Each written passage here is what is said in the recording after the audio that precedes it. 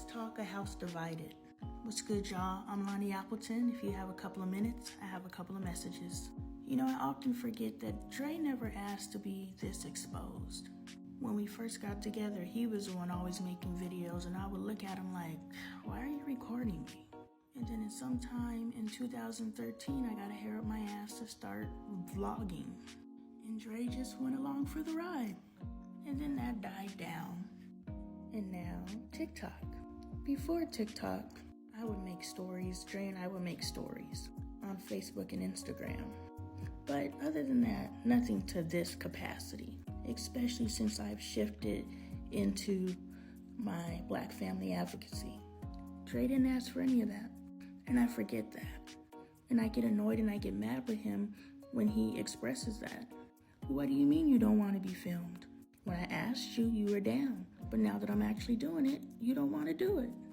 And then I bully him into compliance. I've historically been something like a bully. But this parenting shift and relationship, I'm a brand new person. And just because I've changed, that doesn't mean Dre has. So he's trying to move how we've always moved, and I'm like, I don't want to move like that. And now he's upset. Rightfully so, because just because one of you change doesn't mean both of you change, especially if that change is inspired or divine. There's the surface changes that only last a couple of days. I remember a couple months ago, and maybe we could identify this as how this phase of the life that I'm in, it started manifesting then. I knew I needed to spend more time with my kids. So I told each one of them, I was like, okay, each of you get a Sunday. 4 kids, 4 Sundays. That lasted a month. And only half a month because I didn't even do the 5 and the 3-year-old because they didn't know what was supposed to happen. My ain't shit was running high. But I didn't stick to it because that was the type of change that was uninspired. That's why when someone says they're gonna change, if it's not inspired, they're probably not going to change. Message. But this time around, my change was a complete shift in attitude and perspective from the cellular level. And Dre said, I'll wait for you to go back to normal. But this is the new normal. And Dre's not here for it just yet. It's bumping up against what we've been for the past 6 years. And so it's difficult for him. But the real reason why I came out here to record this was I listened to the way that he communicates with the kids from different ears now. Before I understood, it bumped up against me hearing it because he's a male voice. And just off top he's doing too much, right? So I can control that perspective because I know that's my bias. That's not really him. Part 2. We're continuing to discuss a house divided. What's good, y'all? I'm Lonnie Appleton. And if you have a couple of minutes, I have a couple of messages. Part 2. So I started looking at him through different eyes, and I've always seen him. And I was able to keep my biases in check.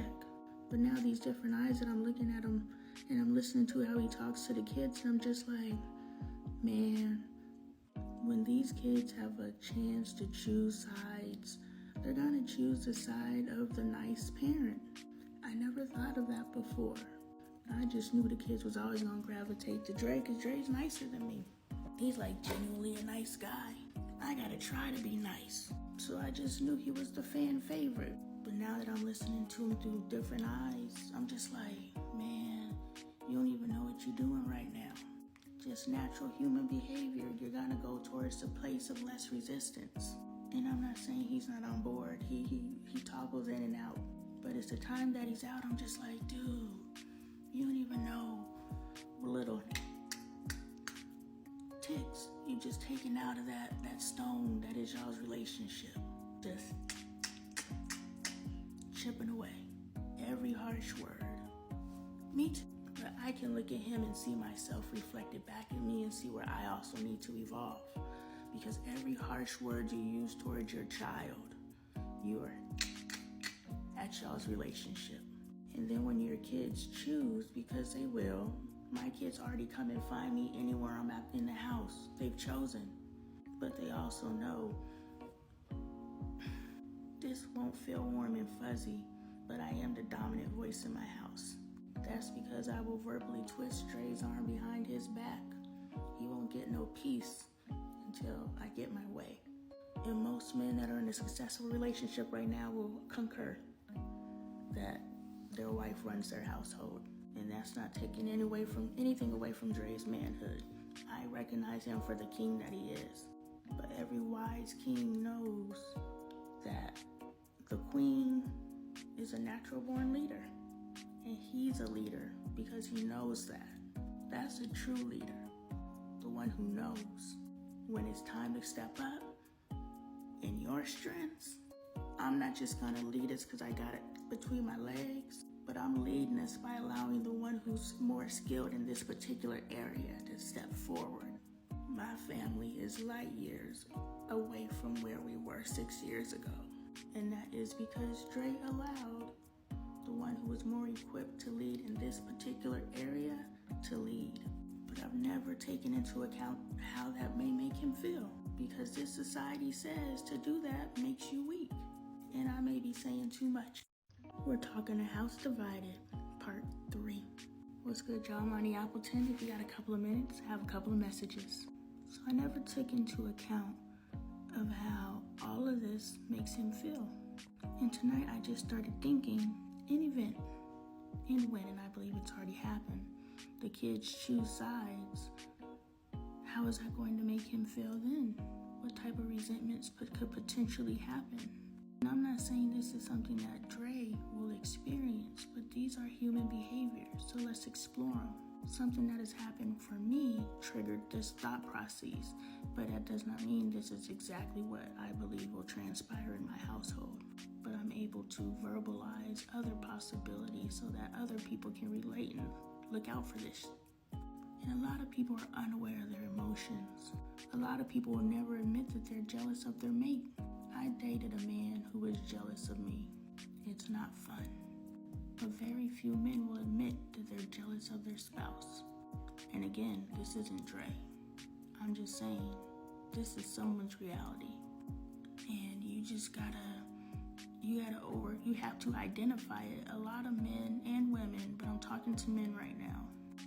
Y'all gotta heal. The women have been doing the healing since we got the church out of our heads and we realized that spirituality isn't a sin. So women been on that. Y'all behind. And we've been trying. But y'all was fighting us. But if y'all would finally stop fighting us, we can evolve together. We can evolve together.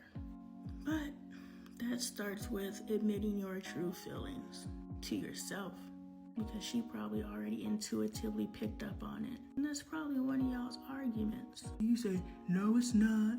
And she's like, nigga, I read you frontwards and backwards and upside down. It's you.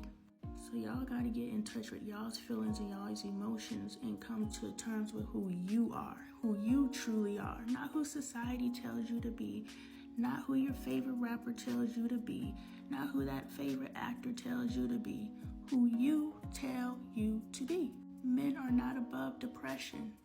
Men are not above isolation. Men are not above all the things that females suffer from. Men are not above it. And it's time you admit that to yourself, because you need to heal. I don't care if you did walk away from your family because she stopped fucking you. And you were like, if I can't have you, I don't want the kids. I already know how it go. Is that really you though? Go get your kids. And sis, let them.